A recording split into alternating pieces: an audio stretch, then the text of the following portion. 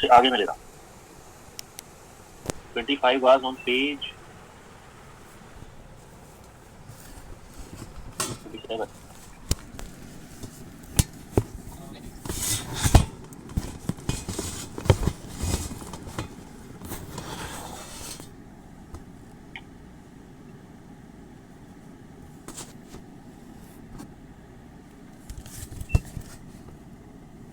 This is the question. I am muting you all. A long solid dielectric cylinder of radius A is permanently polarized, so that polarization everywhere is radially outward, with a magnitude proportional to the distance from the axis of the cylinder. ये polarization है. It must be capital P. It is polarization, so it must be capital P. ये capital P होना चाहिए. Okay. तो polarization दिया हुआ है. Bound charge density in the cylinder पूछिए. लिखा हुआ in the cylinder. In the cylinder means it is rho B और sigma B.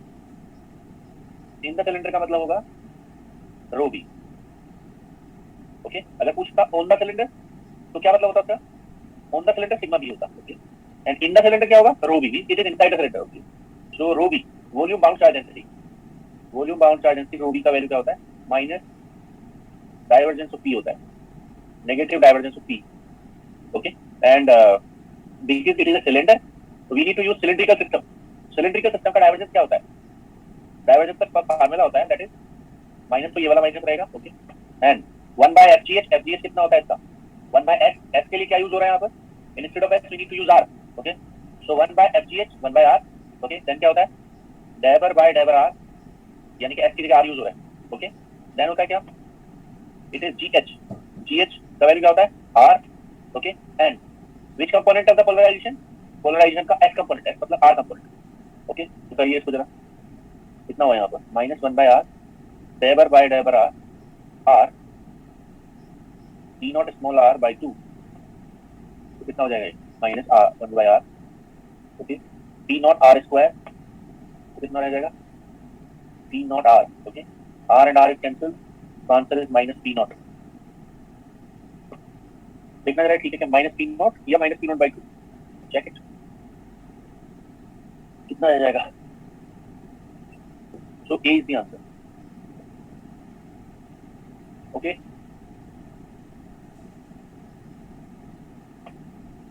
ठीक है. स्फेरिकल सिस्टम नहीं है, सिलिंड्रिकल सिस्टम है, ध्यान दीजिए.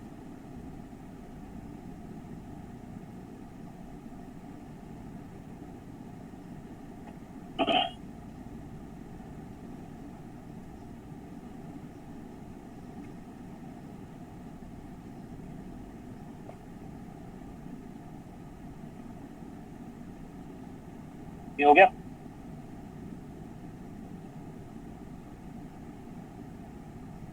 Infinitely long, very thin, straight wire carries a uniform line charge density. This lambda. Magnitude of electric displacement vector at a point located 20 mm away from the axis of the wire is. This is the wire. It carries a plus lambda charge density. We need to find the displacement vector. Okay. तो जब हमने infinite wire का electric field find out किया था तो हमने क्या formula use किया था? For electric field.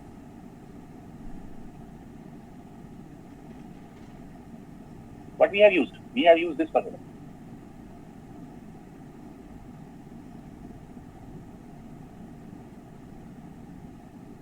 Okay.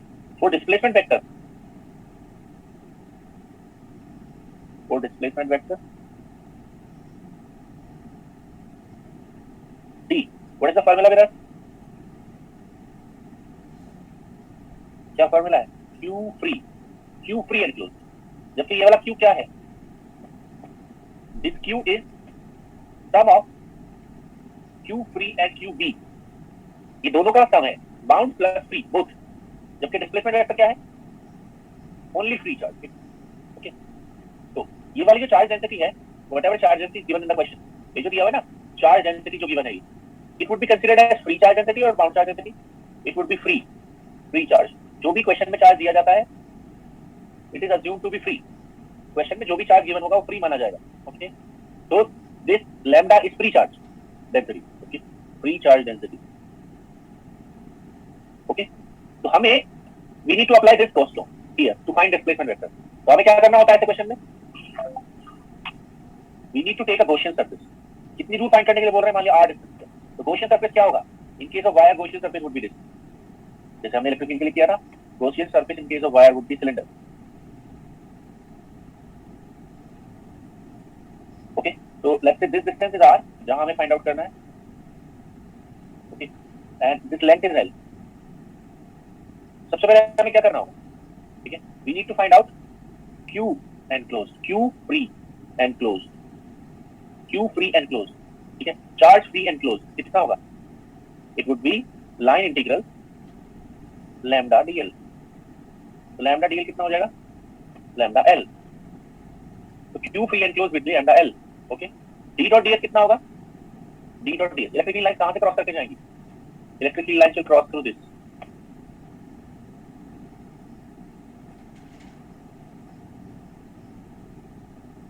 Like this. Displacement vector भी उधर ही होगा और इलेक्ट्रिक फील्ड भी इधर ही होगा। ओके, तो लैम्डा l हो गया, तो d डॉट ds कितना होगा, d dot ds would be,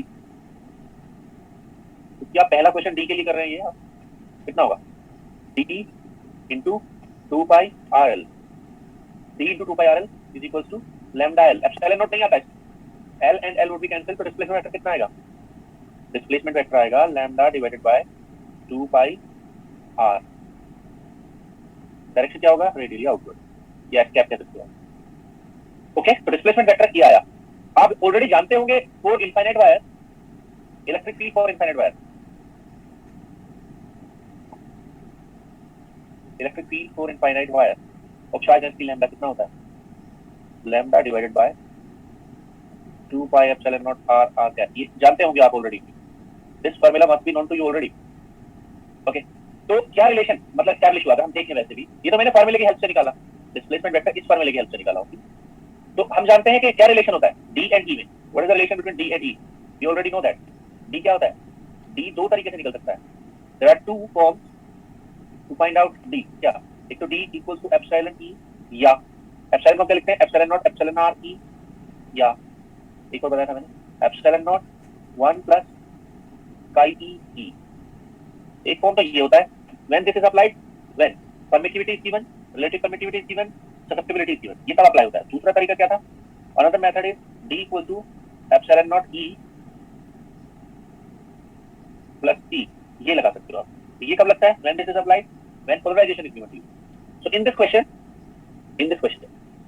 no polarization is given, no permittivity is given, no susceptibility is given, no relative permittivity is given, ये दिखता है आपको क्वेश्चन।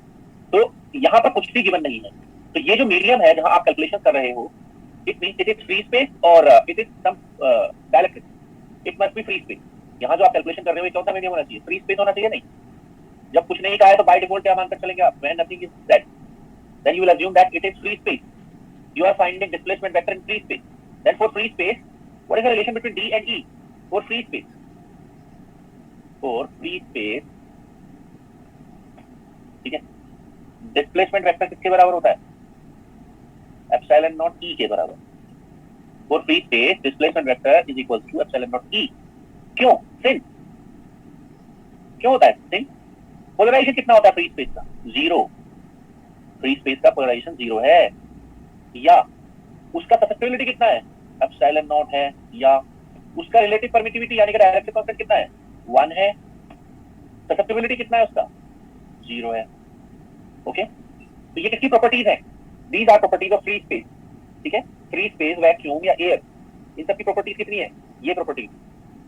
तो आप देख सकते हैं यहाँ पर, चाहे आप ये फार्मूला अप्लाई कर रहे हो, चाहे आप ये फार्मूला अप्लाई कर रहे हो, answer would be same, d equals to epsilon naught. Clear, और मान लिया ये आपको ऑलरेडी पता है, that is already known to you, तो अगर d हमें निकालना होता, ठीक है, तो कितना आएगा, सिंपल सी बात है, d would be epsilon naught e, तो जब एप्सिलॉन नॉट से मल्टीप्लाई होगा इसमें, तो this epsilon naught would B cancelled, ये वाला एप्सिलॉन नॉट हट जाएगा। ओके, तो कितना बचेगा आंसर, ये वाला। ओके, तो आप चाहे तो निकाल सकते हैं, चाहे बैक कैलकुलेशन कर सकते हैं, it is up to you. Okay, तो डिस्प्लेसमेंट वेक्टर का फार्मूला बन गया हमारा। अब निकालनी है हमें न्यूमेरिकल वैल्यू, क्योंकि न्यूमेरिकल वैल्यू पूछ रहे हैं कूलम्ब पर मीटर स्क्वायर। तो यूनिट क्या है आप चेक कर सकते हैं, unit of displacement vector, displacement vector का जो यूनिट होगा, आप ये देख रहे हैं, ये इट इज कूलम्ब, और ये यहाँ पर क्या एरिया, तो क्या यूनिट हुआ डी का, डी का जो यूनिट होता है वो होता है चार्ज डिवाइडेड बाय एरिया, तो यूनिट क्या बनेगी उसकी, unit of this would be coulomb per metre square, displacement vector की यूनिट जो, डी की जो यूनिट होगी, ठीक है, वो coulomb per metre square, D की unit coulomb per metre square. जबकि इलेक्ट्रिक फील्ड की यूनिट ये नहीं होती। इलेक्ट्रिक फील्ड की यूनिट क्या होती है? इलेक्ट्रिक फील्ड की यूनिट क्या होती है? वोल्ट पर मीटर या न्यूटन पर कूलम की यूनिट होती है। What is the unit of P polarization? Go and see, यहां से देख लो चाहे तो। डी एंड पी, देखो डी एंड पी क्या है? They will have the same dimension और different dimension. D and P एक जैसे रिलेट हो रहे ना, कोई भी कांस्टेंट मल्टीप्लाइड नहीं है। D and P are directly related, there is no constant multiplied. Hence P का यूनिट क्या होगा? Unit of P would be same as D और सेम एज ई, ठीक है। जो पी होगा उसका यूनिट क्या होगा? उसका यूनिट भी कूलम पर मीटर स्क्वायर होगा। ओके, तीन चीजें यहाँ पर, there are three things. Okay, इनकी यूनिट है। हमें अब न्यूमेरिकल वैल्यू निकालना है, तो हमें पता लग गया क्या यहाँ पर कि डिस्प्लेसमेंट वेक्टर का फार्मूला ये होता है, lambda divided by 2 pi r along radial direction. What is lambda given here? 8 pi 10 to the power minus 2. It is given as 8 pi into 10 to the power minus 2, 2 pi into 20. What is 20? mm. mm के लिए उसको बदलिए किसमें? Metre में। So करिए जरा कितना होता है? How much? It is 4. Okay. And ऊपर बन गया कितना? 1000. So 10 40 divided by 2. It is coming out to be coulomb per metre square. 2 आ रहा है answer, please check. 2 coulomb per metre square. Direction क्या है? Radially outward. डायरेक्शन पहले लिख लो, 2 आर क्या कूलम पर मीटर स्क्वायर। तो यहाँ पर क्या आंसर किलो का 2, ठीक, ये हो गया। तो 2 is the answer final.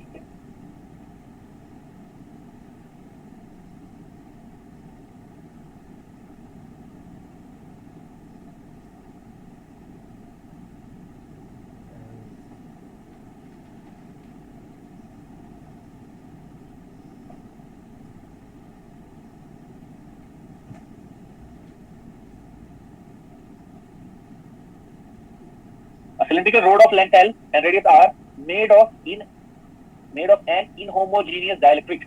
Inhomogeneous, ठीक है, आप कह सकते हैं नॉन यूनिफॉर्म डिस्ट्रीब्यूशन हो जिसके अंदर, ठीक है, जिसका पोलराइजेशन दिया हुआ है इतना।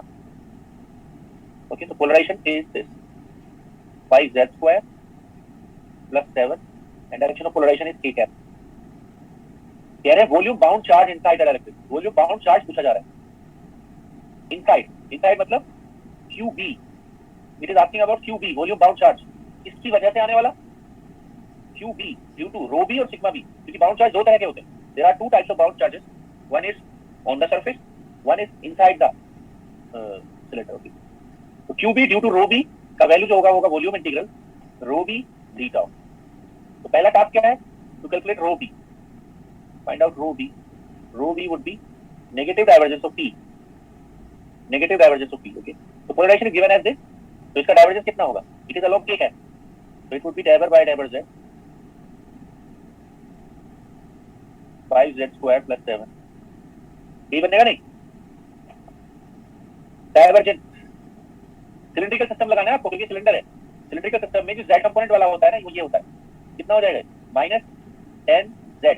रो बी का जो वैल्यू आ रहा है दैट इज माइनस 10z। तो बाउंड चार्ज है that is uniform non uniform? You can see that it is non-uniform. Bound charge density is non-uniform. Non-uniform, okay? Bound charge density is non-uniform. ठीक है? तो अब हम इससे क्या कैलकुलेट करेंगे? Bound charge. तो बाउंड चार्ज क्या होगा? कौन सा बाउंड चार्ज है? It is bound volume charge. Bound volume charge. तो बाउंड वॉल्यूम चार्ज क्या होगा? Bound volume charge QB due to rho B is volume integral rho B d tau। Okay, so what is rho B? Rho B is minus 10z अभी निकाला हमने। What is d tau of the cylinder? It is this system is cylindrical system. It would be R dr d phi dz। Okay, look at the cylinder and apply the limit। Look at the cylinder and apply the limits। Limits would be length कितना है इसका? Z। Z means it is 0 to L। देख रहे हो आप cylinder, यहाँ 0 है Z का वैल्यू, और बढ़कर कितना हो गया यहाँ पर? L। तो जो z है उसकी लिमिट जाएगी 0 से l। लिमिट ऑफ फाई क्या जाएगी? 0 से 2 pi and limit of r would be 0 to small r. क्योंकि आप देख सकते हैं यहाँ पर सिलेंडर की जो रेडियस दिखाई हुई है that is small r, not capital r. Okay, radius को लिखा हुआ है small r, so 0 to small r. तो you can apply this to find out what is integral कर दो, बस इतना सिंपल सा बात है। तो कितना आएगा जरा बताओ, आंसर आएगा -5 पाई आर स्क्वायर एल स्क्वायर, दोनों स्क्वायर आएंगे, चेक इट प्लीज। क्योंकि z का इंटीग्रल आएगा z²/2, कहां से कहां तक, 0 से l। ओके, एंड r का इंटीग्रल आएगा r²/2, 0 से r। पाई का इंटीग्रल आएगा पाई 2 पाई, 0 से 2 पाई। तो कुल मिलाकर ये इतना बनेगा। Is this okay?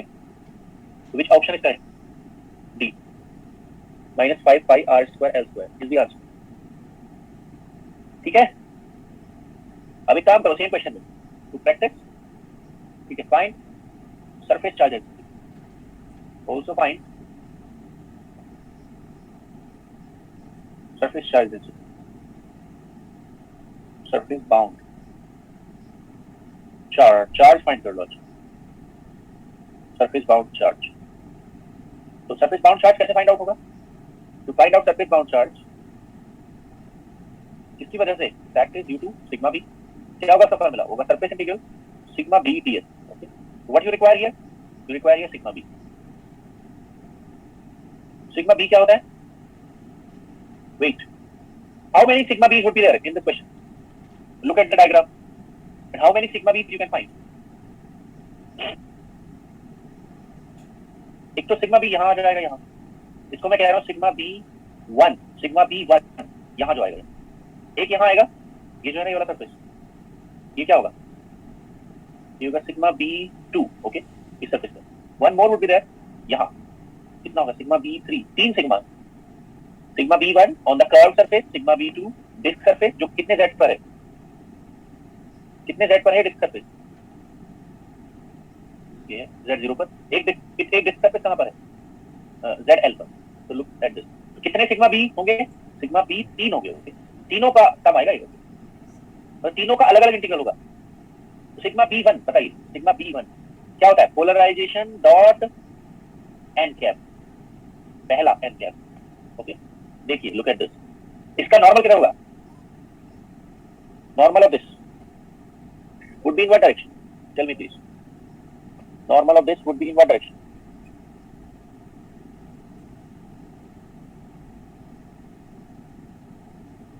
तीन चॉइस देता हूं मैं आपको, r cap, theta cap, phi cap. R cap, theta cap, phi cap, तीन choice, sorry phi cap, r cap, z cap, z आता है, थीटा नहीं आता। तो इसका जो नॉर्मल होगा वो इस तरफ होगा, ये कौन सा डायरेक्शन है, R cap. Okay, right here, तो ये हो जाएगा पोलराइजेशन डॉट आर कैप। एक बात और ध्यान देनी है, व्हाट इज कांस्टेंट, भाई हम सरफेस लिखते हैं तो कांस्टेंट भी लिखते हैं, कांस्टेंट कौन है, who is the constant, constant is R, constant is R. R का वैल्यू कितना है, आर इक्वल टू आर, ये इन्होंने रेडियस कितना दे रखा है इसका, स्मॉल आर। ओके, तो हियर आर इज कांस्टेंट, तो लिख दीजिए वैल्यू कितना हो गया, 5 क्या था, ये तो 0 हो गया, सॉरी मैं लिख के बताता हूँ, 5z² प्लस 7 के कैप डॉट आर कैप 0। तो यानी कि यहाँ पर कोई बाउंड चार्ज इकट्ठा नहीं होगा। डू यू फॉलो दिस और नॉट?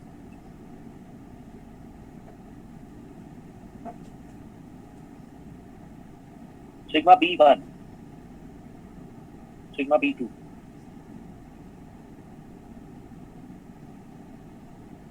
n2 कैप, इसका किधर है नॉर्मल, इसका ये normal n2 cap minus z होगा, n2 cap would be minus z, is this okay और नॉट?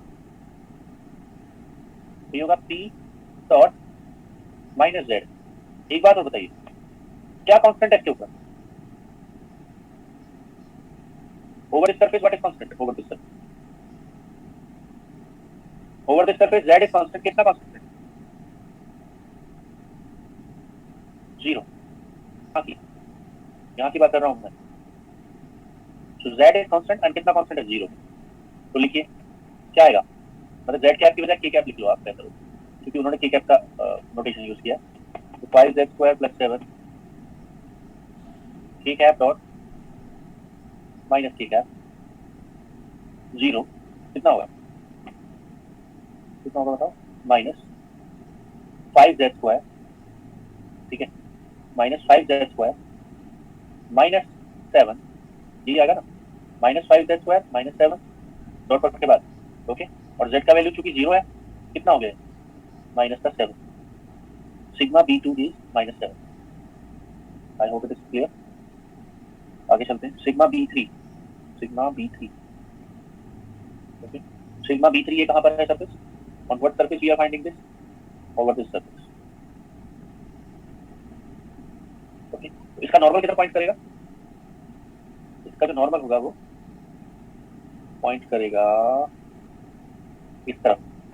तो इसका जो नॉर्मल होगा M3 वो किसके साथ मैच करेगा? M3 cap would match with polarization dot M3 cap, it would be plus K cap, it would be P dot K cap। एक बात और, Z का वैल्यू कांस्टेंट है, कितना कांस्टेंट है? L। Z value is constant and how much constant? L। कितना हो जाएगा ये? 5L² + 7, ये आंसर आएगा सिग्मा b3 के लिए। तो we have 3 sigmas, sigma b1 0, sigma b2 इतना और ये इतना, ओके। Now integrate this. तो यहाँ पर आएगा क्या? QB किसकी वजह से? सिग्मा b1 की वजह से 0, QB सिग्मा b2 की वजह से। तो किसके ऊपर हमें इंटीग्रेट करना पड़ेगा? आप देखा सिग्मा b3 सिग्मा b2 ये यूनिफॉर्म है और यूनिफॉर्म है? It is uniform. यूनिफॉर्म मतलब इसमें आप देख रहे हैं x y z कुछ भी नहीं, r थीटा फाई। तो ये क्या हो गया? Surface integral sigma b2 into area. तो एरिया कितना लगेगा? -7 into pi r square, -7 into pi r square, क्योंकि एरिया देखो कितना है इसका टेस्ट का? Pi r square. तीसरा QB due to sigma b3, ठीक है, ये भी यूनिफॉर्म है, it is also uniform, it is also uniform, क्योंकि इसमें L है फिक्स्ड। तो 5L² + 7 into pi r square, okay. So what is total bound surface charge? Total bound surface charge on the cylinder,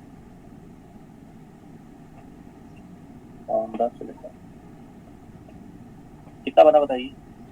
QB total sigma की वजह से, sigma B सबको सम कर दो। तो सबको सम करते हुए कितना आया? 0 + -7 पाई r square + 5L² + 7 into pi r square. तो कितना है? 5 पाई L² r स्क्वायर, ओके। ये आया बाउंड सरफेस चार्ज पॉजिटिव कितना, एंड बाउंड वॉल्यूम चार्ज कितना था? ये रहा, ये बाउंड वॉल्यूम चार्ज, ठीक है, ये है उतना ही नेगेटिव। तो नेट बाउंड चार्ज कितना हुआ? Volume plus surface, net bound charge. अब क्या हम निकाला? Net bound charge, net bound charge surface plus volume is 0। और ये आंसर ऑलवेज होता है या किसी पर्टिकुलर केस में होता है? ठीक है, नेट बाउंड चार्ज, ठीक है, इज 0। क्या always? It is always 0। Net bound charge always 0 होता है, ठीक है, इसी पर्टिकुलर केस में नहीं आ रहा है, हर केस में ही आता है। तो इट इज प्रूव दैट कि पोलराइजेशन कुछ भी उठा लो आप, you take any polarization, okay, net bound charge क्या होगा? ऑलवेज 0 होगा। तो मैंने दोनों निकाल दिए, दोनों इक्वली बोला था। I hope it is clarified to you.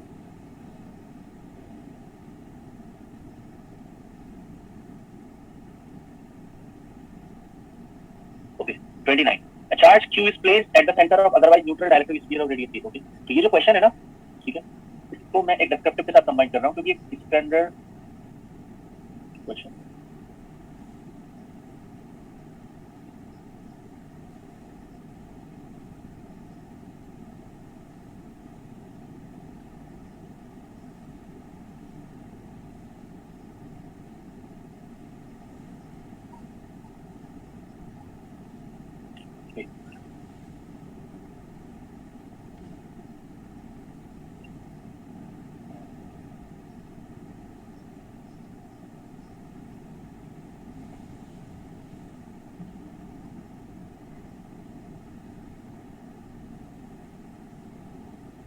Question number 11 है पेज 37 पे, इसको मिला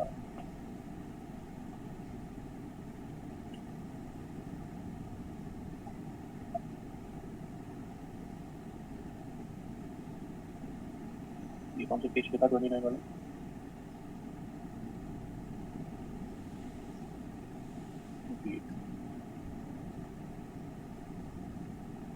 ये है पेज 28 पर, ये है पेज 37 पर। तो इसको मैं एक ही बार में कर दूंगा। ओके, तो यहाँ पर ना बहुत सारी चीजें पूछ रहा है। पहले इस क्वेश्चन को आप रीड करो, then it is asking many more things then this question 29 के मुकाबले। तो हम 11 को सॉल्व करेंगे, 29 अपने आप हो जाएगा। ठीक है, यहाँ कहता है point charge Q is embedded at the center of a sphere of linear dielectric. Okay, find the electric field, polarization, bound charge density, sigma b, rho b, total bound charge, और कह रहे हैं कि where would be the negative bound charge would be located. ये question है। तो ये charge Q किसके सेंटर पर रखा हुआ है? ठीक है, इस स्फीयर के सेंटर पर, डाइलेक्ट्रिक स्फीयर के सेंटर पर। ओके, तो लेट मी टेक डायग्राम। ये बेटर है।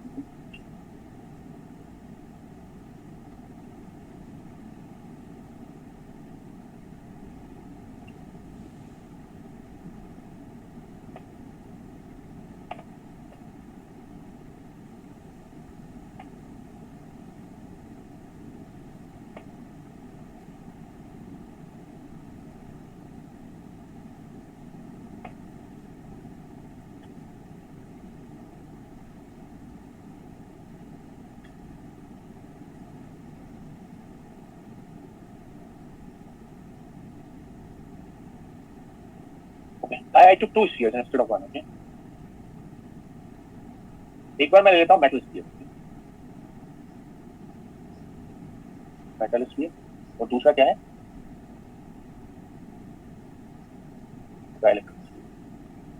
दोनों एक दूसरे के अपोजिट है। ओके, डाइलेक्ट्रिक मटेरियल क्या होता है? इंसुलेटर। डाइलेक्ट्रिक या क्या मतलब है इसका? Dielectric what is the meaning of dielectric? Is insulator, insulating, insulating. Okay, इसके सेंटर पर हम चार्ज रख देते हैं Q।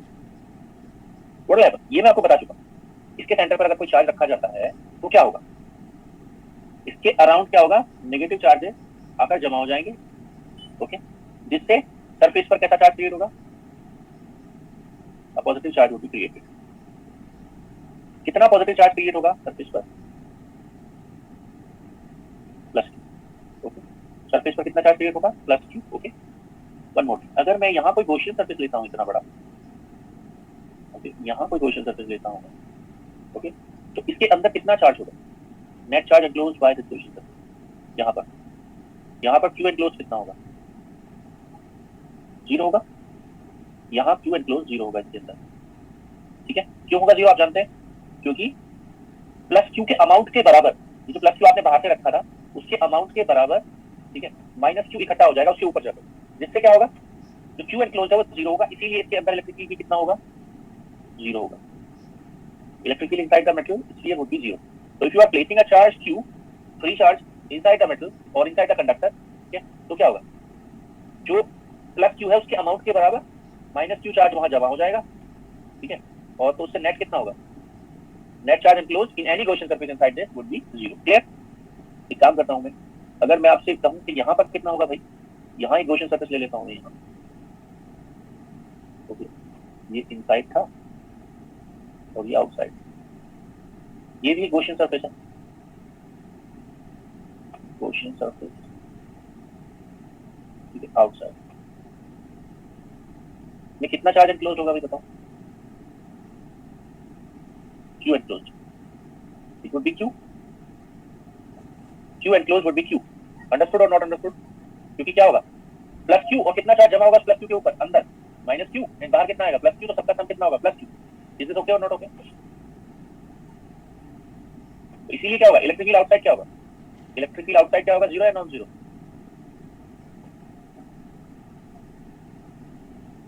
नॉन 0। ओके, अब आ जाओ डाइलेक्ट्रिक स्फीयर पर या इंसुलेटिंग स्फीयर। क्लियर? तो ये है +Q चार्ज, तो इससे क्या होगा? यहाँ पर क्या दिया हुआ है?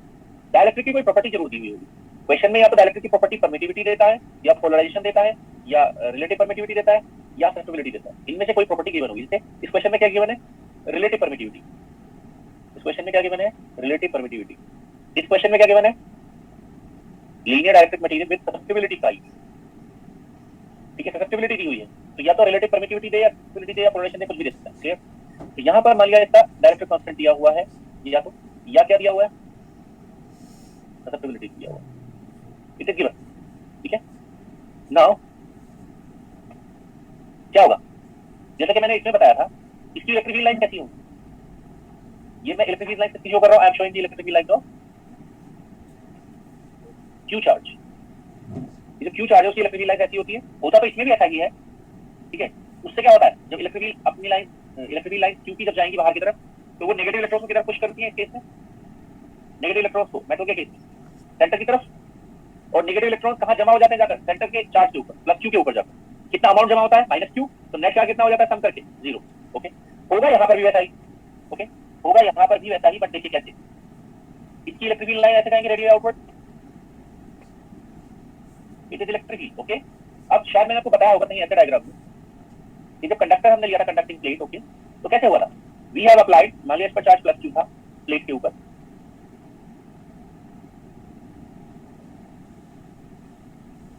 on this plate it was minus q, electric field was directed from where to where, electric field was directed from positive plate to negative plate, ऐसे।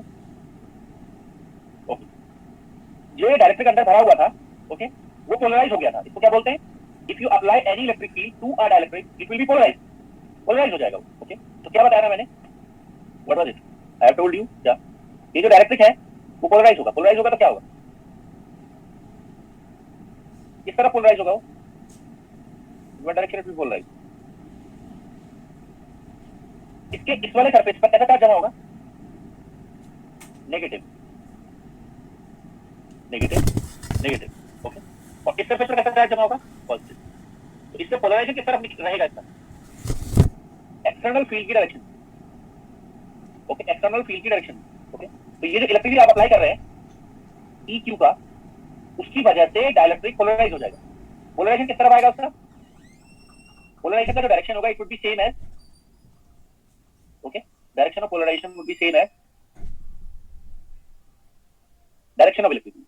वो भी किस तरफ होगा, पोलराइजेशन भी किस तरफ डेवलप होगा उसके अंदर, इस तरफ। ओके, तो आप जानते हैं जो इलेक्ट्रिक फील्ड है वो किस तरफ पुश करता है भाई, आप देख रहे हैं इलेक्ट्रिक फील्ड ने नेगेटिव बाउंड चार्जेस को पुश किया opposite to the field, and positive bound charges को पुश किया in the direction of field.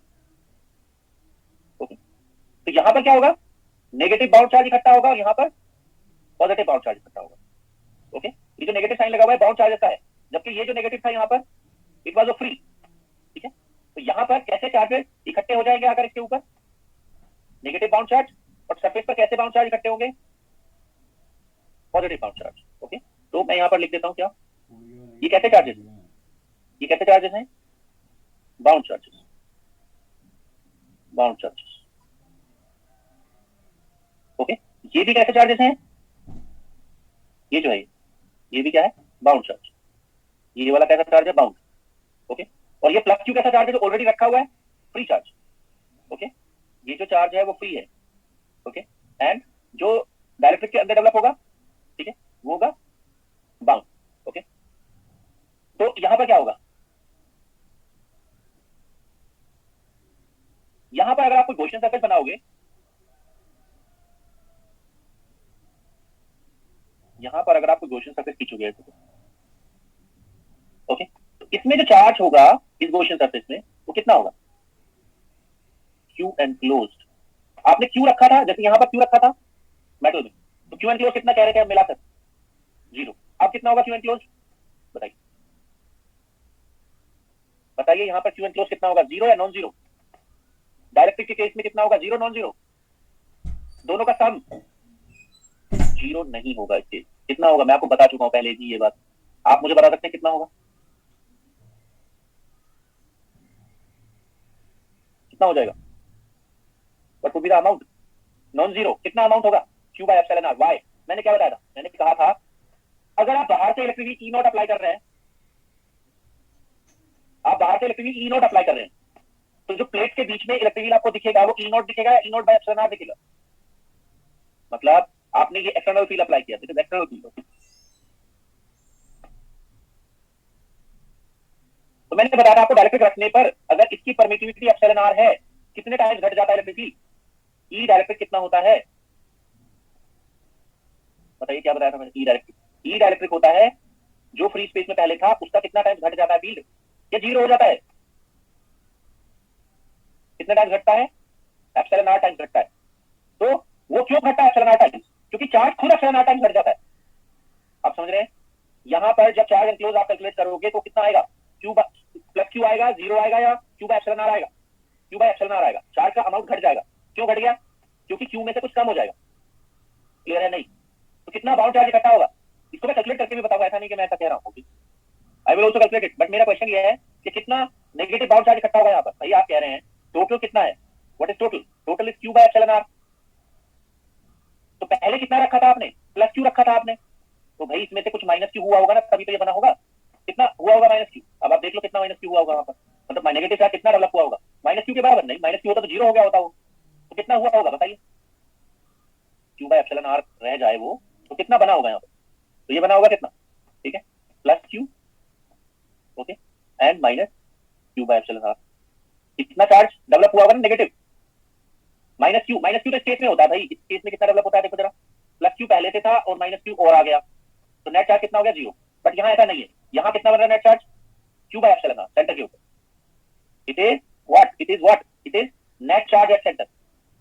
Net charge at centre. इनमें से एक फ्री है, एक बाउंड है। बोलिए कौन फ्री है कौन बाउंड है? दिस इज फ्री जो पहले आपने रखा था, एंड बाकी जो है ये वाला इट इज बाउंड। ओके, ये फ्री है एक बाउंड, ठीक है, तो ये हो गया। अच्छा, अब अगर हम इसके बाहर आउटसाइड को गॉसियन सरफेस ले, if we take Gaussian surface outside,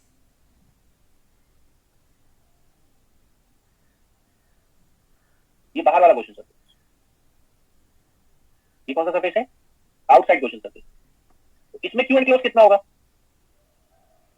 सोच समझ कर बताइए। आउटसाइड गॉसियन सरफेस में कितना चार्ज एनक्लोज होगा? क्यू, क्यू से ज्यादा, क्यू से कम। सिंपल कितना होगा बाहर वाले में? क्यू ही होगा।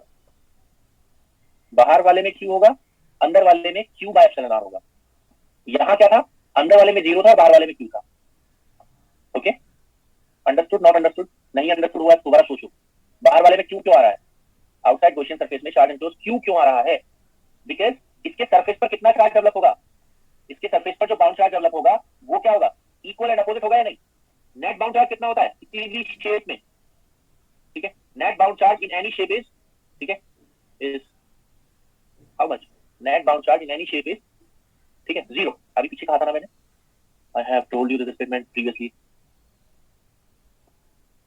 मैंने कहा था ना always net bound charge always zero. तो जितना सेंटर पर नेगेटिव बाउंड चार्ज इकट्ठा होगा उतना ही सरफेस पर पॉजिटिव बाउंड चार्ज इकट्ठा होगा। तो दोनों का सम कितना होगा? जीरो। किसके लिए? आउटसाइड के लिए, इनसाइड के लिए? आउटसाइड के लिए, ठीक है। क्यों? क्योंकि इनसाइड वाले में क्या होगा?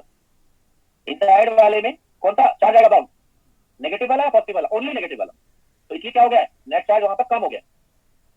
तो इससे पूरा कंक्लूजन क्या निकलता है बताओ? अगर आप किसी कंडक्टर के अंदर कोई फ्री चार्ज रख रहे हो तो उसमें जो नेगेटिव चार्ज इकट्ठा होगा प्लस क्यू के चारों तरफ, उसका अमाउंट माइनस क्यू होगा, इसलिए नेट चार्ज कितना होगा सम करके? जीरो। तो q enclose inside the Gaussian और inside Gaussian surface will be zero, इसलिए इलेक्ट्रिक फील्ड भी कितना होगा? जीरो। ठीक है, आउटसाइड गॉसियन सरफेस में, ठीक है, नेट चार्ज कितना होगा? Plus Q minus Q will be this plus Q and minus Q would be compensated. तो नेट चार्ज कितना आएगा? क्यू। जितना आपने रखा था उतना ही आएगा, इसलिए इलेक्ट्रिक फील्ड भी नॉन जीरो है। आगे चलते हैं, इधर डायरेक्ट्रिक पर आ जाओ। डायरेक्ट्रिक के केस में जो नेगेटिव बाउंड चार्ज है सेंटर के ऊपर उसका अमाउंट माइनस क्यू से कम होगा, इसीलिए नेट चार्ज जो है वो कम करके जीरो नहीं होगा। तो फ्री आपने कितना रखा था? Q plus Q. Negative bound charge कुछ कम आएगा, इसीलिए कितना रह जाएगा वहां charge? Q by epsilon R. ये भी ऑलवेज ही होता है, मतलब अगर आप शेप बदलोगे, मान लिया उसको स्फीयर ना लेकर सिलेंडर लोगे, तब भी चार्ज का अमाउंट कितना आएगा? Q by epsilon R. हमेशा होता है ये वाला, मतलब नेट चार्ज कितने टाइम घट जाता है? डायरेक्ट्रिक कांस्टेंट टाइम। क्लियर? जबकि बाहर वाले गॉसियन सरफेस में अगर आप चार्ज एनक्लोज निकालोगे तो कितना आएगा? क्यू ही आएगा, जितना आपने रखा था उतना आएगा। क्यों? क्योंकि जो बाउंड चार्ज है दोनों वाले, सेंटर वाला और सरफेस वाला, सम करके जीरो हो जाएगा। तो इलेक्ट्रिक आउटसाइड क्या आएगा? नॉन जीरो आएगा। Okay, I hope you understood it. Now go back and C.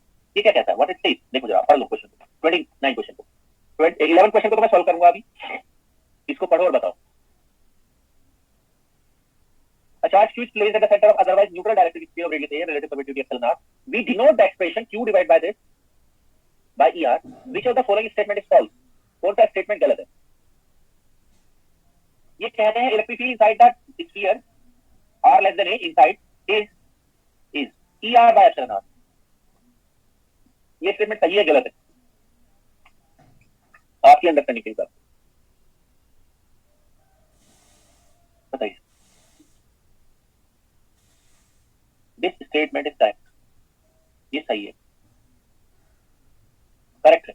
Okay क्यों करेक्ट है? क्योंकि अभी बताया मैंने आपको, कोई भी शेप हो, ओके, डाइलेक्ट्रिक के अंदर क्या होता है, इलेक्ट्रिक फील्ड घट जाता है, कितने टाइम्स घटता है, epsilon R times. Okay, electric field decreases,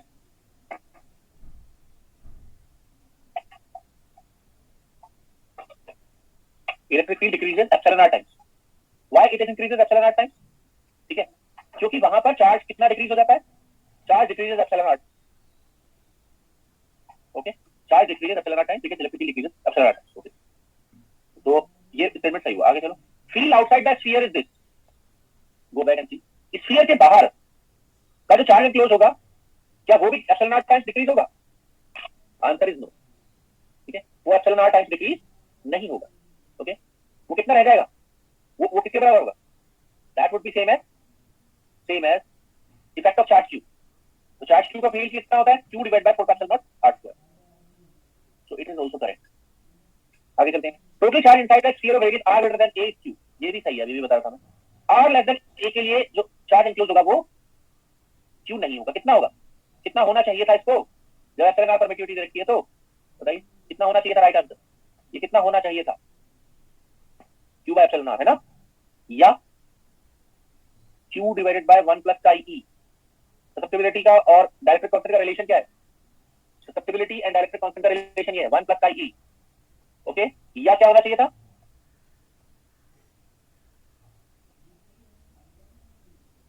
ये नहीं समझ आ रही है बात? आप जानते हैं एप्सिलॉन आर किसके बराबर होता है, permittivity by free space permittivity, permittivity of dielectric divided by free space permittivity. Okay, तो ऐसे भी लिख सकते हैं, तो ये आंसर सही होते अगर होते, पर क्योंकि कह रहे क्यों है तो गलत, तो इट मींस यही सही answer.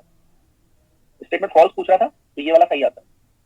Okay, now I am solving this in detail. Okay, यहां पर क्या दिया हुआ है, ससेप्टिबिलिटी, तो चाहे आप डाइलेक्ट्रिक कांस्टेंट से सॉल्व करो, चाहे ससेप्टिबिलिटी से सॉल्व करो। ओके, तो आप क्या कर सकते हैं, जहां जहां डाइलेक्ट्रिक कांस्टेंट आ रहा था वहां पर 1 प्लस chi लिख सकते हैं। क्लियर? तो मैं इसको एक और स्फीयर लेकर सॉल्व कर रहा हूं।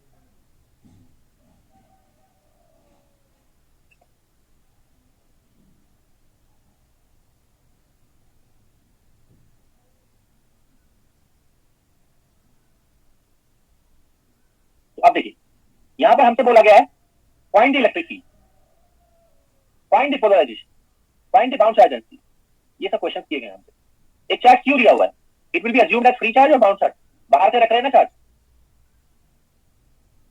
इट इज फ्री चार्ज, यहां एक चार्ज रख दिया प्लस क्यू। ओके, इसकी वजह से आप पहले क्या कैलकुलेट करोगे, इसकी वजह से आप, क्योंकि आपको बाउंड चार्ज का अमाउंट नहीं पता है, तो you will calculate displacement vector या you will calculate electric field. You should calculate displacement vector first, क्योंकि हमें सिर्फ क्या पता है, फ्री चार्ज के बारे में। ठीक है, someone is asking linear dielectric, linear dielectric क्या होता है, ऐसा डाइलेक्ट्रिक, लीनियर का मतलब क्या होता है, लीनियर डाइलेक्ट्रिक, ऐसा डाइलेक्ट्रिक जिसका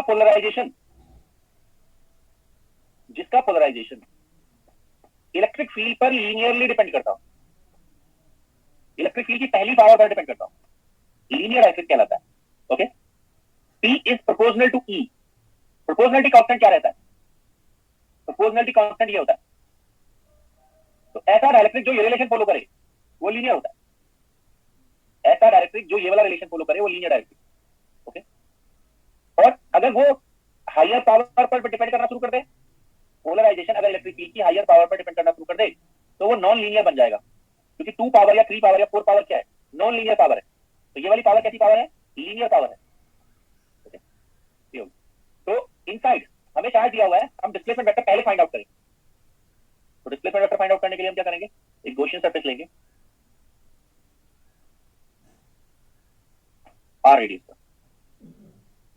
ओके, ये स्फीयर कितनी रेडियस का है,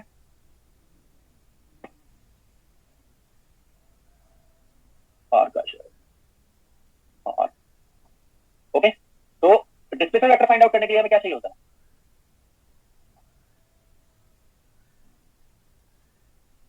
q फ्री एंड क्लोज। कितना q फ्री एंड क्लोज होगा इसमें, फ्री एंड क्लोज क्यों होगा, क्योंकि हम बाउंड के बारे में बोदर नहीं कर रहे, हम बाउंड चार्ज के बारे में बोदर नहीं कर रहे, तो q free and close q ही होगा इनसाइड गॉसियन। अच्छा, तो d डॉट ds कितना होगा, d in into 4 pi r square q only implies that displacement vector inside कितना होगा, होगा q divided by 4 pi r square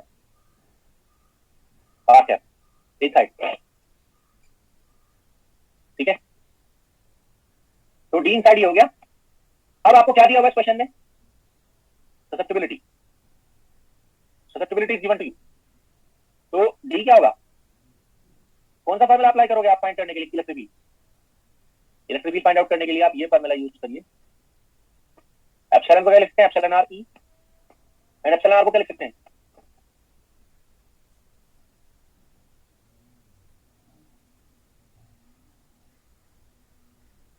e in कितना होगा बताइए, d in divided by epsilon not times 1 plus susceptibility. तो कितना हो गया कुल मिलाकर, 1 plus susceptibility r square r।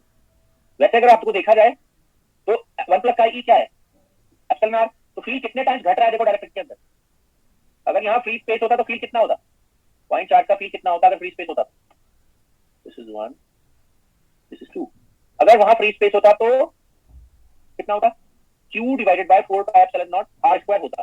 But चूंकि डायरेक्ट्रिक रखा है तो कितने टाइम्स घट गया फील्ड, e इनसाइड,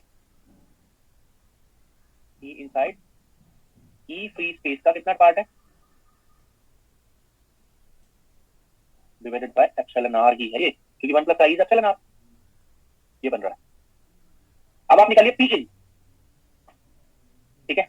तो देखो पी इन निकालने के दो तरीके, या तो आप क्या करो P in is equal to कर लो जो अभी तरीका मैंने बताया, या तो आप ये कर लो, आप जानते हैं D in is equal to epsilon naught E in plus P in होता है, नहीं ये जानते हैं आप, D in equal to epsilon naught E in P, मतलब डी क्या होता है epsilon naught E plus P. तो जब मैं डी को डी इन लिखूंगा तो ई को ई इन और पी को पी ऐसे। तो पी का फॉर्मूला क्या बनाया, P in is D minus E, नहीं सिंपल हो गया, सॉरी पी कितना हो गया, D in minus epsilon naught E in, ये हो गया। या आप क्या कर सकते हैं, और आपको इसको एक ही बार में शूट कर सकते हैं। अभी क्या लिखा था मैंने पीछे, दिस, ये सेम है, तो आप इसको ऐसे भी लिख सकते हैं क्या, P in equal to epsilon naught, P in equal to epsilon naught chi E ई इन, मतलब आप किसी से भी कर सकते हैं, आंसर सेम आ जाएगा, आपकी मर्जी है। आप चाहे तो इससे निकालें या इससे निकालें, answer would be same.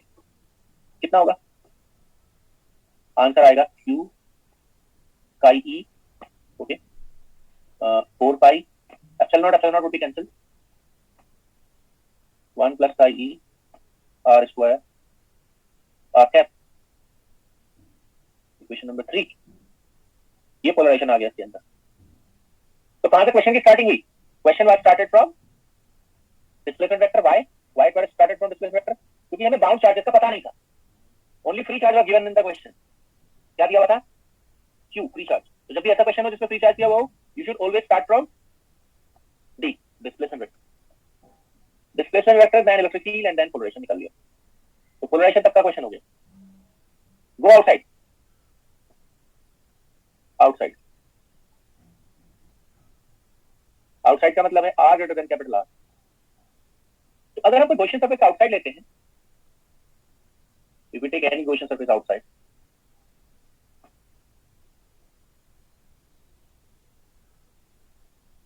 Okay, तो क्यू फ्री एनक्लोज कितना होगा? फ्री, फ्री वाला चार्ज आउटसाइड के लिए भी क्यू ही होगा, इनसाइड के लिए भी क्यू ही था। फ्री की बात कर रहे हैं, फ्री प्लस बाउंड की नहीं। तो आउटसाइड के लिए कितना चार्ज है? Free, Q. तो डी आउट कितना होगा? तो इस फॉर्मूले से आप कर लो, क्यू फ्री एनक्लोज। तो डी आउट कितना होगा? 4 pi R square is equal to Q. तो डी आउट कितना आया?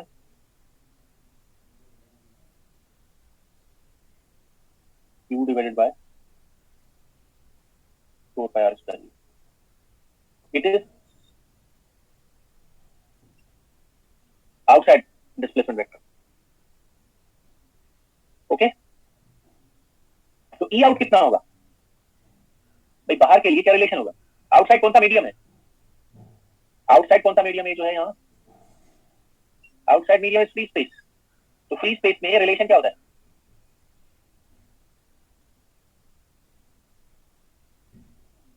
फ्री स्पेस का रिलेशन क्या होता है? D equal to epsilon naught E. D out is epsilon naught E out. Why? क्योंकि फ्री स्पेस का जो डायरेक्ट्रिक कांस्टेंट होता है वो 1 होता है, ससेप्टिबिलिटी 0 होता है। गो बैक एंड सी,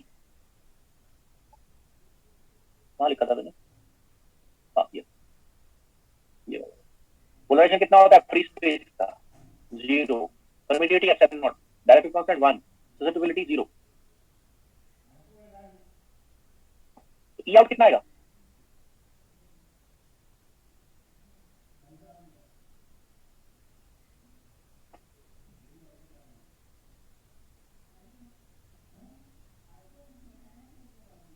ये okay.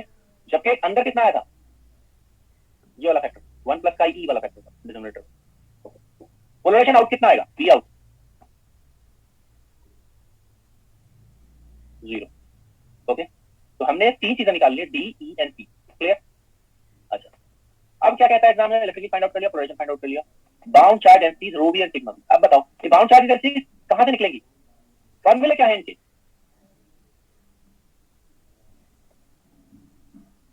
Sigma B, bound surface charge density.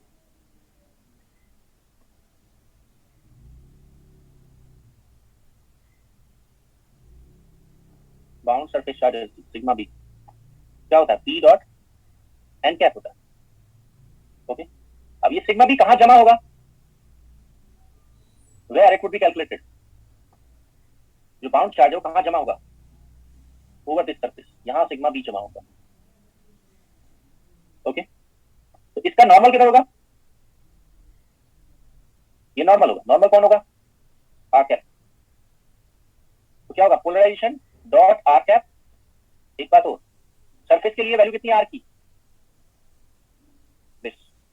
तो इसमें पोलराइजेशन कौन सा वाला यूज होगा? P in P out. P in use होगा। पी इन कितना है?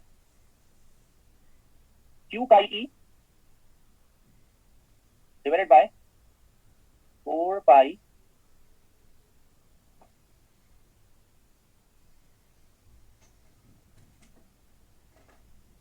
Are square. देख रहे हैं आप? ये सिग्मा बी आएगा सरफेस के ऊपर, outer surface bound charge density would be this. Okay, तो इसको नेक्स्ट इक्वेशन दे देते हैं 7। अब आप निकालिए बाउंड वॉल्यूम चार्ज डेंसिटी। इस पर आपको ध्यान देना है। Bound volume charge density that is rho B minus divergence of P. So we need to take the divergence. Look at this. देखो, Q divided by 4 pi 1 plus chi e। अब देखो जरा डाइवर्जेंस किसका ले रहे हो आप? You are taking divergence of this। तो मैंने कहा था whenever you are taking divergence of this r cap और r square function, तो उसको 0 नहीं लिखना है। ओके, उसको 0 नहीं लिखना है। ओके, क्या लिखना है उसको, क्या लिखना होता है बताइए इसको लिखना होता है 4 पाई डायरेक्ट डेल्टा फंक्शन। ओके, तो क्या है रो बी का वैल्यू फाइनल, रो बी का वैल्यू आता है minus 4 pi cancel Q over 1 + e Q over 1 + e into delta Q bar. Equation number 8। Okay, क्यों मैंने इसको जीरो नहीं किया, why I have not made it zero. Okay, आप जानते हैं इसका मतलब क्या है। ओके ओके, काई ई आई हियर आल्सो काई। ओके, अब जरा बताइए इसको कैसे रीड करेंगे आप, इसको आप ऐसे रीड करेंगे, मैंने बताया था ना डायरेक्ट डेल्टा फंक्शन का मतलब क्या है, इतना point charge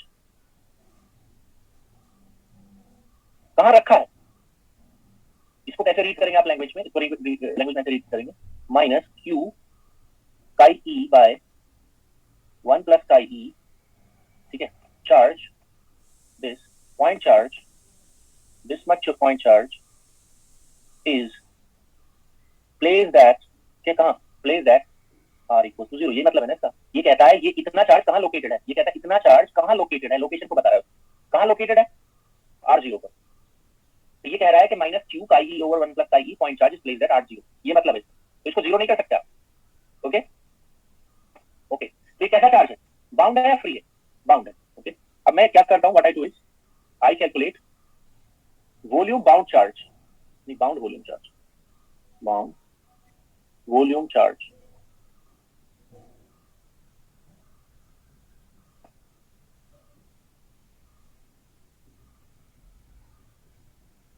okay, bound volume charge, bound volume charge का मतलब क्या है, बाउंड वॉल्यूम चार्ज का मतलब है रो बी की वजह से जो बाउंड चार्ज आएगा वो निकालते हैं, कैसे निकलेगा वो, वॉल्यूम इंटीग्रल रो बी डी टाउ। ओके, अच्छा, रो बी डी टाउ को जरा लिखिए माइनस क्यू काई ई divided bye 1 + chi E into volume integral, okay, direct delta function D tau. अब देखिए ये जो चार्ज डेंसिटी है उसकी लोकेशन क्या है, r0। तो इस स्फीयर में, इस स्फीयर में ये जो डायरेक्ट डेल्टा फंक्शन है इसका इंटीग्रल कितना आएगा, 1 या 0, ये दो ही आंसर रखता है ये, volume integral direct delta function D tau will have only 2 answers. Okay, क्या होगा 1 या 0, इसका वैल्यू आएगा 1। हम क्योंकि कहां पर परफॉर्म कर रहे हैं इंटीग्रल को, we are performing this integral over this sphere. Okay, Q B कितना होगा,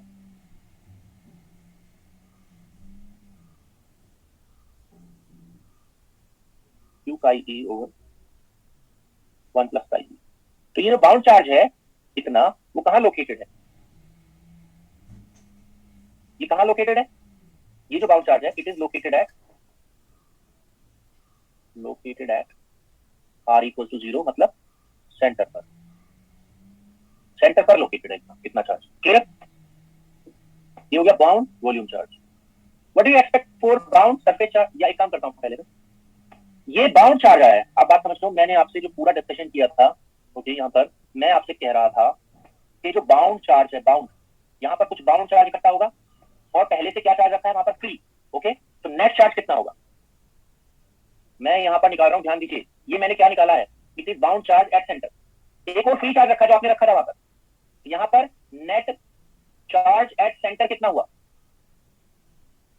पहले से फ्री रखा हुआ है, बाउंड और डेवलप हुआ है साथ में, नेट चार्ज एट सेंटर किसका सम होगा, क्यू बी रो बी, ये कौन सा चार्ज है, बाउंड, प्लस क्यू, ये कौन सा चार्ज है, फ्री। तो net charge at the centre will be sum of bound charge plus free charge. Okay, तो इसको सम कर दीजिए आप, माइनस क्यू काई ई over 1 + chi E plus Q, और आंसर वही आएगा जो मैं आपसे बार बार बोल रहा हूँ, करके देखो, सम करो, इसमें कॉमन डिनोमिनेटर ले लो, कितना आ जाएगा, आंसर आएगा minus Q charge minus E plus हो जाएगा 1 + काई ई। तो सेंटर पर कितना चार्ज रहेगा, net charge at the centre r0 पर कितना चार्ज आएगा, आर जीरो पर ये चार्ज आएगा। और ये किसके बराबर है बताइए जरा, Q divided by epsilon R है या नहीं, जिसको मैं बार बार एक्सप्रेस कर रहा हूँ जिस पॉइंट पर। मैं क्या कह रहा हूँ कि अगर कोई फ्री चार्ज आप किसी डायरेक्ट्रिक के अंदर रखते हैं तो उसके अराउंड कितना चार्ज, नेगेटिव चार्ज जमा हो जाता है आकर, कुछ नेगेटिव चार्ज इतना जमा हो गया उसके अराउंड आकर, तो उसकी स्ट्रेंथ कितनी हो रह जाएगी बाद में, मतलब उसकी नेट स्ट्रेंथ कितनी रह जाएगी, Q बाय एप्सिलॉन आर रह जाएगी उसकी स्ट्रेंथ।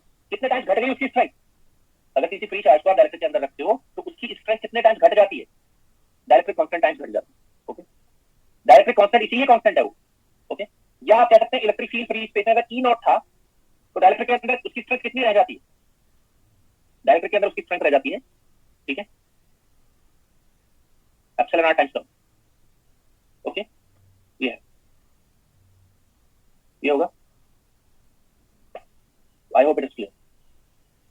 तो मैं बार बार उसी पॉइंट पर कर रहा हूं, तो अब इस बात को आप याद कर लीजिए। ओके, कि अगर हम डायरेक्ट्रिक में डायरेक्ट्रिक के अंदर कोई चार्ज रखते हैं तो उसकी स्ट्रेंथ कितने टाइम घट जाती है, एप्सिलॉन आर टाइम्स घट जाती है। क्लियर? अब हम इस बात को भी प्रूव कर सकते हैं कि इसमें जो नेट चार्ज होगा, नेट बाउंड चार्ज, वो जीरो होगा। Net bound charge, bound charges कहां लोकेटेड है, बाउंड चार्जेस कहां लोकेटेड है, बाउंड चार्जेस एक तो वॉल्यूम के अंदर लोकेटेड है। ओके, और वो किसी फॉर्म में लोकेटेड है वॉल्यूम के अंदर, पॉइंट चार्ज कहां पर, सेंटर पर। और एक बाउंड चार्ज कहां लोकेटेड है, where it is located, surface पर। सरफेस मतलब R equal to capital R पर। तो मैं अब निकाल रहा हूं यहां पर बाउंड सरफेस चार्ज,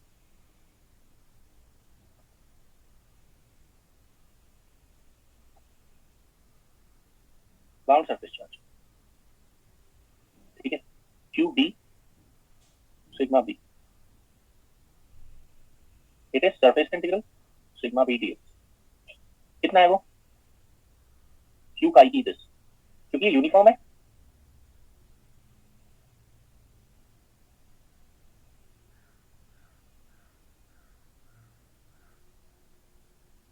किससे मल्टीप्लाई करेंगे हम, area 4 pi R square, DS कितना है, एरिया ये है, कितना आ रहा है, plus Q pi E by 1 plus pi E. ये है हमारा, ये इक्वेशन नंबर 10 और ये इक्वेशन नंबर 11। अब आप देखिए equation number 9 and equation number 11 are they equal and opposite और नॉट। ये जो वॉल्यूम की वजह से बाउंड चार्ज आ रहा है वो, और जो सरफेस की वजह से बाउंड चार्ज आ रहा है वो, दोनों इक्वल एंड अपोजिट है। तो नेट बाउंड चार्ज कितना हुआ, फिर से वही बात आ गई, net bound charge in the sphere, in the sphere इसका सब Q B sigma B, bound charge due to sigma B, bound charge due to rho B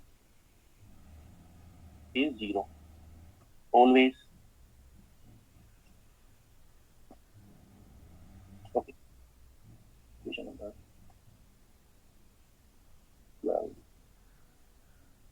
okay, ये हो गया question.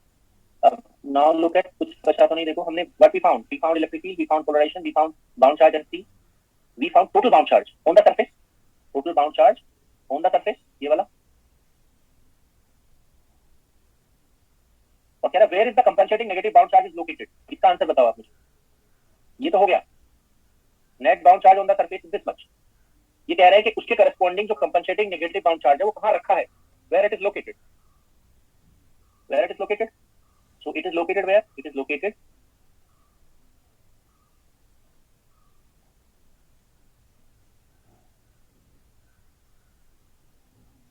it is located at center, center मतलब R0 पर located है, तो ये इसका आंसर है। तो this was complete exercise in itself. Okay, complete exercise. तो सिंपल सी बात हो गई, अगर किसी कंडक्टर के अंदर चार्ज को रख रहे हो तो ठीक है, नेट चार्ज कितना हो जाता है वॉल्यूम के अंदर, 0। ओके, और अगर किसी डाइलेक्ट्रिक में रख रहे हो तो 0 नहीं होता है, कितना होता है, Q बाय एप्सिलॉन आर, ठीक है, Q बाय एप्सिलॉन आर। तो ये हो गया। अच्छा, इसी आधार पर on the basis of this can we go back and see. जब हम कह रहे हैं यहां पर ई कंडक्टर कितना है, अगर हम क्या कर रहे हैं, कोई क्यू चार्ज इसके अंदर रख रहे हैं, ओके, तो इलेक्ट्रिक फील्ड कितना होता है ई इनसाइड द कंडक्टर, 0 होता है। आप जानते हैं electric field inside the conductor क्या होता है, 0 होता है। ओके, तो उस इसी सेंस में, ठीक है, in that sense in that sense, can we find what is dielectric constant of the conductor? What is the static dielectric constant of the conductor? What is the static dielectric constant of the conductor? Can you tell me?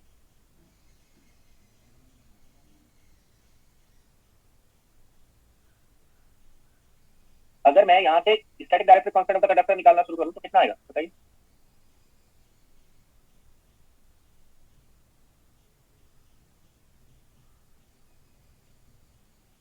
यहाँ से देखो, आप जानते हैं कि E naught by epsilon R से zero बने, मतलब मैं क्या कह रहा हूँ, what I am saying is E naught by epsilon R, ठीक है, जीरो बने, ओके, तो उसके लिए क्या जरूरी है कि एप्सिलॉन आर कितना हो?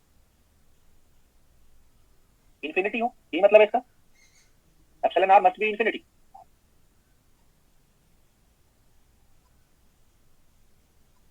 ठीक है, epsilon R must be infinity, okay. तो static dielectric constant, static dielectric constant कितना है? इन्फिनिटी। स्टैटिक का मतलब क्या है? What is the meaning of static? यानी कि अगर आप किसी स्टैटिक चार्ज को जो कि टाइम डिपेंडेंट ना हो, ओके, रखते हैं किसी कंडक्टर के अंदर, तो डायलेक्ट्रिक कांस्टेंट कैसे एक्ट करेगा? उसका डायलेक्ट्रिक कांस्टेंट एक्ट करेगा जैसे क्या हो, ठीक है, इन्फिनिटी की तरह एक्ट करेगा इन दैट सेंस। तो या हम क्या कह सकते हैं, हम ये कह सकते हैं कि जो कंडक्टर है वो भी डायलेक्ट्रिक है, कितने डायलेक्ट्रिक कांस्टेंट का? कंडक्टर भी एक डायलेक्ट्रिक है, कितने डायलेक्ट्रिक कांस्टेंट का? Infinite, in that sense. Question number 29 करवाया था मैंने पहले, 29 के साथ मैंने एक और क्वेश्चन करवाया, टू एलोबरेट मोर।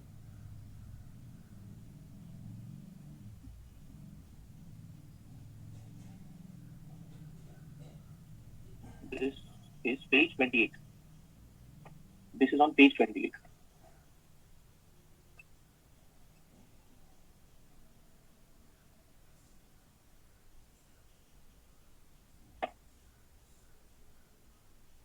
करिए।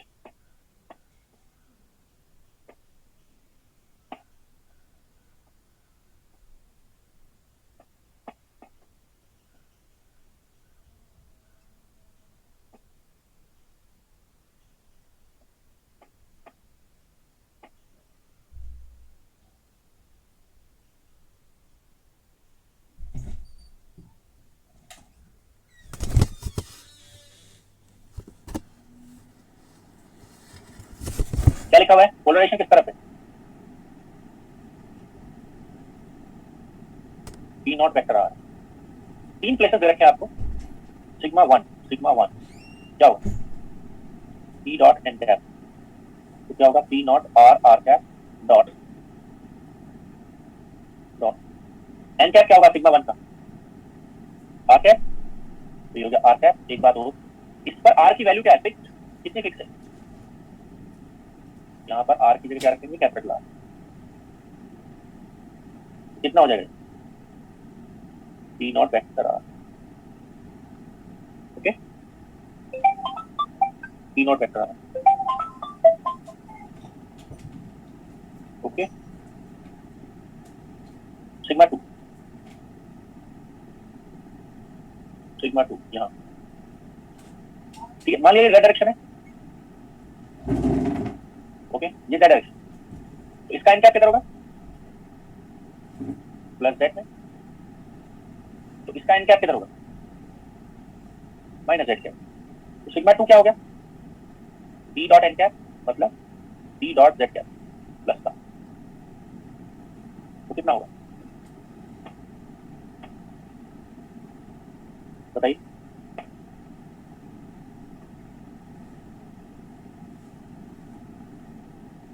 Zero.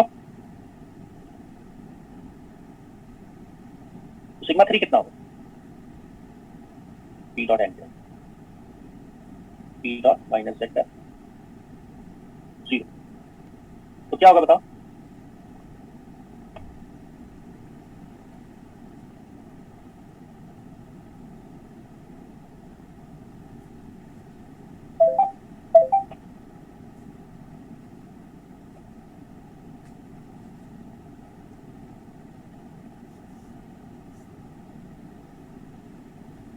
Which option is correct?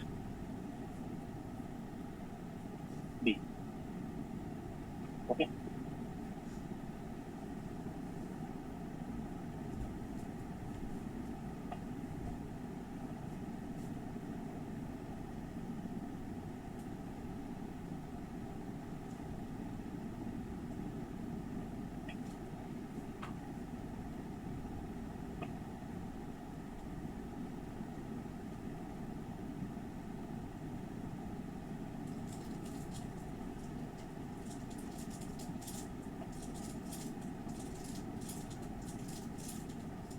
करिए इसको।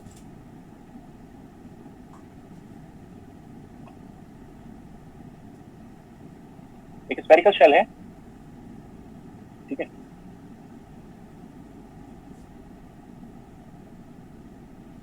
उसमें what is given to you? Polarization is given to you. You need to find electric field. Okay.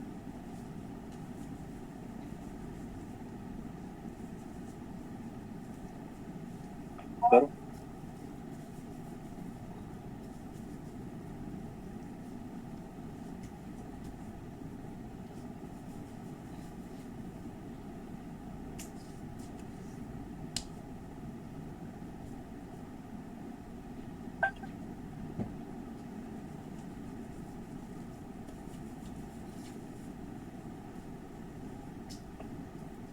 हो गया?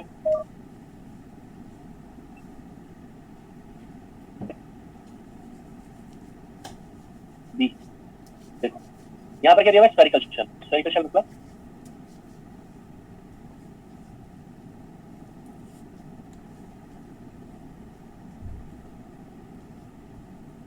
ए रेडियस का इनर है,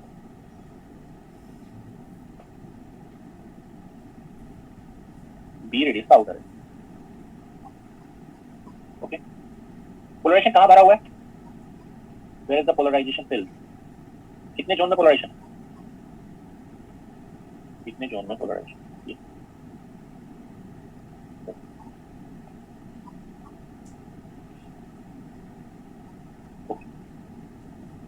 Polarization is here.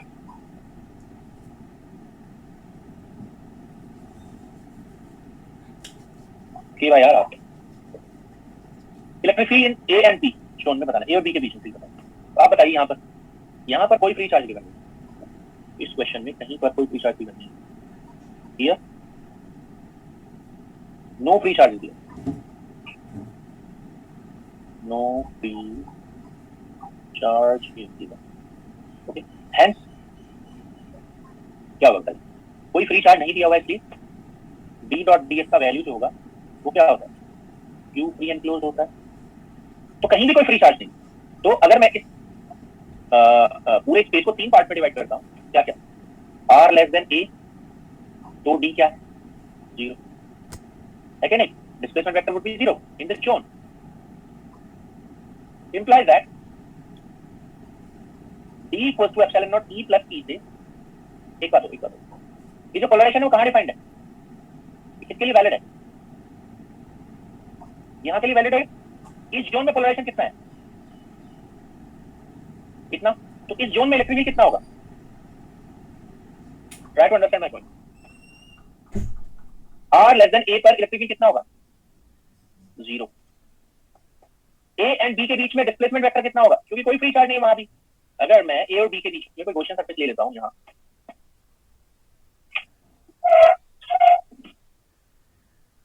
ओके, तो कितना ये होगा? ठीक है, डिस्प्लेसमेंट वेक्टर विल बी 0 क्योंकि कोई फ्री चार्ज नहीं है। P कितना है यहाँ पर? गिवन है क्वेश्चन में, कितना? K by R cap given. Okay, K by R cap given है, तो इलेक्ट्रिक फील्ड कितना होगा बताइए? इलेक्ट्रिक फील्ड कितना होगा? Minus K by R cap कितना, और साथ में क्या आएगा? तो D equal to epsilon naught E plus P होता है, उससे निकाल लो क्या होता है, बता सकते हैं? ये आएगा ना आंसर। ये किसके बीच में? A और B के बीच में। तीसरा जोन और है, third zone is also there, वो क्या है? R greater than B। R greater than B पर D क्या होगा? 0। D 0 है, P भी 0 है, तो इलेक्ट्रिक फील्ड क्या आएगा? 0 है। ओके, तो फिलहाल ये आंसर हो गया question. Okay, I want you to do this, this is your homework. Find potential at center of the shell. Find potential at the center of the shell. Okay, ये one हो गया। Number 2, find surface and volume charge densities. Find volume and surface charge densities. ये भी आपको करना है। ये 2 question आपको करने हैं। आई एम अनम्यूटिंग यू, ठीक है, आगे मैं नहीं पढ़ा रहा हूँ। You can ask your question. हाँ जी बताइए सर, इसके पीछे वाला स्लाइड दिखा दीजिए।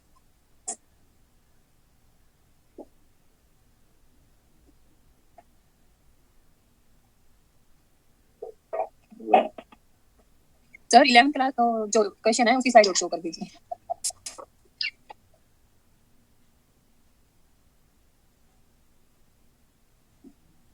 ये हो गया पहला।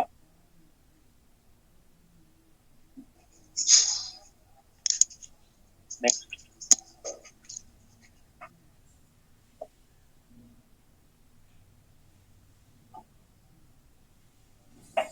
Next,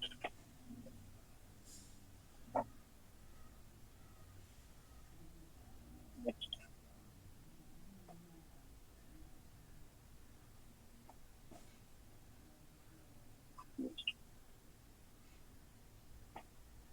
next, next. ओके, और बताइए। फ्रोजन मतलब क्या होता है? Frozen polarisation. फ्रोजन, ठीक है। फ्रोजन क्या होता है? नॉर्मली फ्रोजन क्या होता है? जैसे हम क्या करते हैं ना, कुछ भी फ्रीज कर देते हैं किसी के अंदर। ओके, कुछ भी चीज किसी के अंदर फ्रीज कर देते हैं, मतलब उसको हिलाओगे ना अगर चारों तरफ, मान लिया आपके कोई स्फीयर है, okay, dielectric, frozen in dielectric, okay, उसको आप हिलाओगे, अगर इधर उधर फेंकोगे तो क्या होगा? वो पोलराइजेशन हिलेगा, नहीं हिलेगा? नहीं हिलेगा। ओके, तो सर इलेक्ट्रिक फील्ड से इंडिपेंडेंट हो जाएगा क्या? इलेक्ट्रिक फील्ड से इंडिपेंडेंट हो जाएगा क्या? ऐसा नहीं है। फ्रोजन इनका मतलब होता है वो इनबिल्ट है, इनबिल्ट पोलराइजेशन आप कह सकते हो। मतलब वो किसी इलेक्ट्रिक फील्ड के लगाने से नहीं आया है, वो फ्रोजन ही है, उसका अपना है। Okay, okay sir.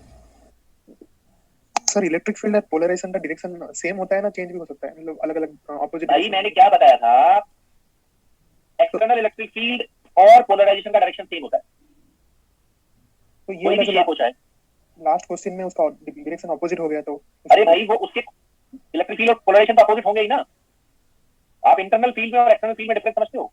Okay okay okay, वो इंटरनल फील्ड था। ओके, यस, ये जो हम कह रहे थे यहाँ पर प्लस ले रहे थे, ओके, एंड यहाँ पर माइनस चार्ज ले रहे थे, ये फ्री था। ओके, तो ये एक्सटर्नल फील्ड ये आ गया। ओके, ओके, इससे बाउंड चार्ज किधर डेवलप होंगे? बाउंड नेगेटिव यहाँ और बाउंड पॉजिटिव यहाँ। तो पोलराइजेशन कैसे आएगा? ऐसे। तो जो पोलराइजेशन है उसका डायरेक्शन क्या है? एक्सटर्नल फील्ड के सेम डायरेक्शन में अपोजिट है? Same direction, same direction. Now come to this internal field. ये बाउंड चार्जेस है, इंटरनल फील्ड किधर डेवलप होगा? इंटरनल अपोजिट डायरेक्शन इधर। आप बताओ इंटरनल फील्ड का डायरेक्शन क्या है? पोलराइजेशन से अपोजिट है या सेम है? अपोजिट। तो बात ये है कि कौन से इलेक्ट्रिक फील्ड की बात कर रहे हो आप, इंटरनल या एक्सटर्नल? तो पोलराइजेशन का डायरेक्शन एक्सटर्नल फील्ड के डायरेक्शन में होता है, बट इंटरनल से अपोजिट होता है। ये जो फील्ड था ये वाला, ठीक है, वो कौन सा फील्ड था? एक्सटर्नल था या इंटरनल फील्ड था जो पोलराइजेशन की वजह से आ रहा है? बोलिए। Internal field, not external field. Okay, ये था।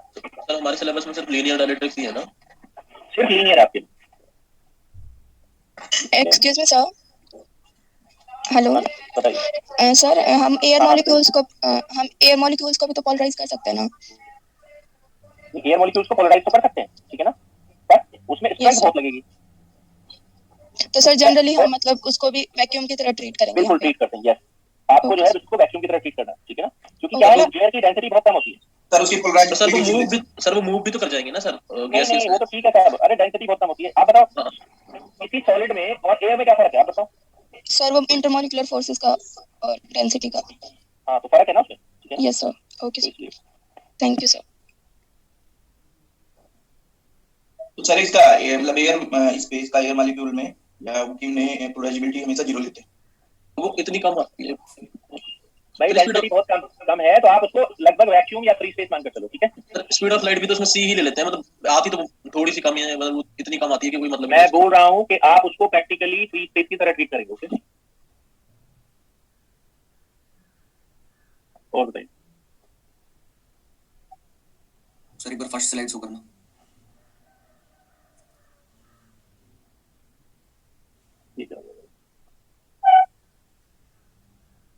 सर जो रिलेटिव परमिटिविटी ऑन पोलराइजेशन क्या इनवर्सली प्रोपोर्शनल होगा क्या? क्या मतलब?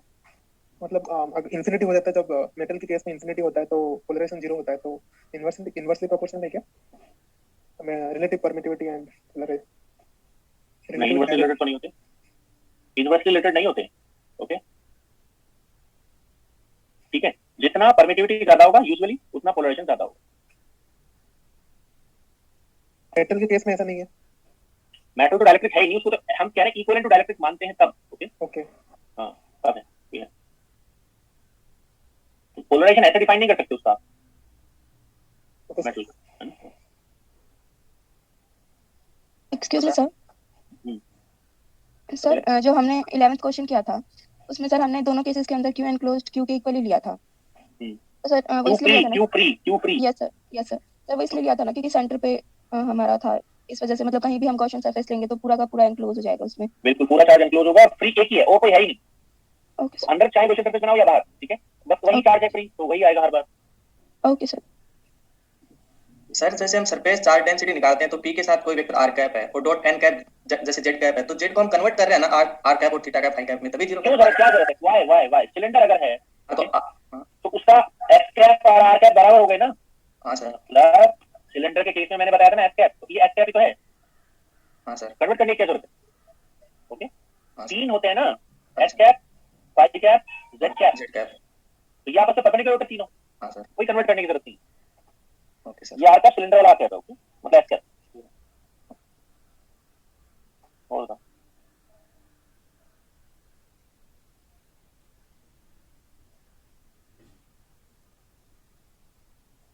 Hello sir. हाँ जी। Hello sir. सर आपने बताया था कि हाँ, जब तो अपोजिटली ओरिएंटेड होते हैं तो वहाँ पे क्वाड्रल पोल मोमेंट जीरो हो जाता है। तो सर अगर वो एक ही दिशा में क्वाड्रल पोल मोमेंट नहीं, डाइपोल मोमेंट जीरो होता है भाई। दो अपोजिट डाइपोल हो गए। हाँ सर, दो अपोजिट डाइपोल होने पर नेट डाइपोल मोमेंट जीरो होगा। अगर वो हाँ तो सर एक ही दिशा में ओरिएंटेड हो जाएंगे तो नॉन जीरो हो जाएगा dipole moment. Dipole moment non zero हो जाएगा इनका सम का। सिंपल सी तो बात है। वेक्टर सम कितना होगा इन दोनों का? नॉन जीरो, ठीक है। और बताओ सर आपने अपोजिटली ओरिएंटेड होंगे तब क्वाड्रल पोल मोमेंट बताया था पोटेंशियल टर्म के लिए। क्वाड्रल पोल मोमेंट नॉन जीरो बताया था, इसलिए बताया था ना। अरे भाई जब अपोजिटली ओरिएंटेड होंगे तो क्या होगा? डाइपोल टर्म इसका जीरो होगा। तो कौन सा टर्म आएगा नेक्स्ट जब डाइपोल जीरो हो गया? तो पोटेंशियल में कौन सा टर्म आएगा नेक्स्ट? तो नॉन जीरो वाला बताया होगा ना ये। क्वाड्रल पोल नॉन जीरो। हां, इसके अंदर क्वाड्रल पोल भी जीरो आ रहा था तो उसके अंदर आपने ऑक्टा पोल बताया था। हां, उसके आगे एक x की पावर 5 पे भी डिपेंडेंसी थी। तो ऑक्टा पोल आंसर होगा। क्वाड्रल पोल जीरो आया ना, कहां तक निकालोगे पोल भाई? ओके, कहां तक पोल निकालोगे ना बाकी। मैं ये कह रहा हूँ, बात को समझो भाई। एक लिमिट है ना हमारी कैलकुलेशन करने की, या हम कुछ भी कहेगा एग्जाम में करते चले जाएंगे। ओके, हमारी लिमिट क्या है? हमारी लिमिट है क्वाड्रल पोल तक। अगर क्वाड्रल पोल भी जीरो आ गया तो हम ऑक्टोपोल लगाएंगे। ओके, उससे हमारी आगे लिमिट ही नहीं है कैलकुलेशन की। ओके, क्योंकि ऑलरेडी आप डाइपोल में कंज्यूम करके टाइम क्वेश्चन को करने में, फिर क्वाड्रल पोल में कंज्यूम करके टाइम कितना लगाओगे बताओ? जितना आप हायर पोल से ऊपर जाओगे वो बढ़ता जाएगा आपका। इसलिए हमारी एक लिमिट ऐसा नहीं है कि कुछ भी करते रहेंगे। सर एक इसी क्वेश्चन में जैसे हम परमिटिविटी एप्सिलॉन नोट कैसे कर रहे हैं, मतलब फ्री स्पेस वाला क्यों लिख रहे हैं सर? कहां पर? तो यहाँ पे एप्सिलॉन नोट लिखा है। कहां पर? यहाँ पे ई निकाला है तो हमने परमिटिविटी लिखा है। तो फार्मूला क्या होता है ना, जब पोलराइजेशन के साथ फार्मूला लगता है तो क्या होता है बताओ? Epsilon naught E plus B. हां, तो अब लगा के देखो इसको जरा। जीरो है सर जैसे यहाँ पे हम फ्री स्पेस वाला नहीं यार, जब पोलराइजेशन के अंदर आ गया ना इफेक्ट। अच्छा हाँ ओके सर, ठीक है। और ये दूसरा फार्मूला क्या होता है? एप्सिलॉन इक्वल होता है, पोलराइजेशन नहीं होता है। हां सर, ओके सर। ओके, इसको लगाएंगे तब जाकर ये बनेगा, क्योंकि पोलराइजेशन के अंदर उसका इफेक्ट आ चुका है। और बताओ सर यहाँ पे ई इंटरनल इलेक्ट्रिक फील्ड है ना, D = epsilon E + B। Epsilon D plus P. Yes, क्योंकि एक्सटर्नल कुछ है ही नहीं। जब चार्ज 0 है, फ्री चार्ज, तो ये इंटरनल ही हुआ। वो वाला डी इक्वल टू एप्सिलॉन ई, वो वाला फॉर्मूला में ई एक्सटर्नल है। अरे भाई आप बात समझिए, कहाँ गया वो डायग्राम बता रहा था। ये यहाँ पर ये वाला फील्ड एक्सटर्नल फील्ड है। क्यों एक्सटर्नल फील्ड है? क्योंकि एक्सटर्नल चार्ज है। ओके, इसमें जो इंटरनल फील्ड आएगा यहाँ पर, वो सिर्फ किससे लिंक होगा? पोलराइजेशन। समझा नहीं? तो यहाँ पर जो फील्ड है वो इंटरनल फील्ड है बस, क्योंकि एक्सटर्नल है ही नहीं, कोई चार्ज ही नहीं है। That is why it is opposite. Okay sir. और बताइए सर ये सर आपने इक्वेशन जो होमवर्क दिया है सर, इसमें दो सरफेसेस बनेंगी ना सर, एक मतलब ए पे और एक बी पे, यस है ना सर? Okay sir. दोनों का करना है, दोनों का आपको वो भी चेक करना पड़ेगा, नॉर्मल किधर है, एन क्या, ठीक है सर? तो जो नॉर्मल होगा सर एन कैप, वो तो सर वो दोनों के लिए आउटवर्ड नहीं रहेगा? तो दोनों के लिए आउटवर्ड कहाँ रहेगा आप देखो ना ध्यान से। Okay okay sir. मैंने करके देखो। और बताइए